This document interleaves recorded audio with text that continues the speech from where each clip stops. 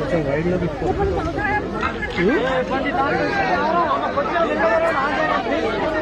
మొత్తం వైట్ చూడు ఇప్పుడు ఎట్లా వస్తుంది ఇంత గలీజ్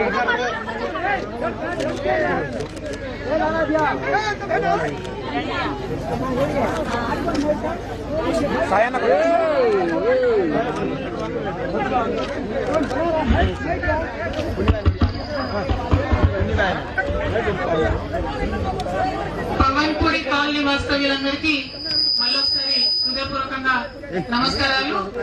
తీజ్ పండుగలో భాగంగా ఇక్కడికి ఇన్వైట్ చేసినందుకు మీ అందరికీ మనస్ఫూర్తిగా ధన్యవాదాలు తెలియజేస్తున్నాను. తీజ్ పండుగ చాలా మంచి సంస్కృతి. మన జీవితంలో ఎట్లయితే కష్టపడి ఒక చిన్న విత్తనం నాటితే అది పెద్దగా పైరుగా పంటగా చెట్టుగా ఎదుగుతుందో అది తెలిసే విధంగా తీజ్ ని మనం చేసుకుంటాం.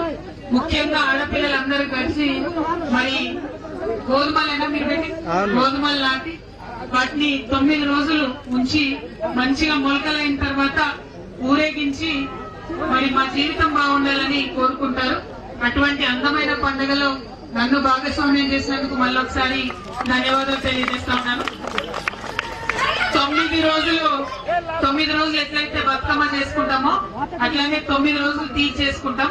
కానీ 9 రోజులు వేరే వేరే ప్రాంతాల్లో వేరే వేరే సమయాల్లో చేస్తాం కాబట్టి అందరం ఒక్క దగ్గరికి రాలేకపోతున్నాం. కానీ బంజారా సంస్కృతిలో భాగమైన ఈ తీజ్ ఫెస్టివల్ ను కూడా ఫ్యూచర్ లో రాష్ట్ర పండుగగా గుర్తించడానికి మా వంతు ప్రయత్నం మేము చేస్తామని తెలియజేస్తా ఉన్నాను.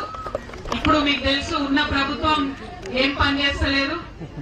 కనీసం ఇదివరకు ఉన్నట్టు నీళ్లు కరెంటు కూడా ఇచ్చేటటువంటి పరిస్థితి లేదు.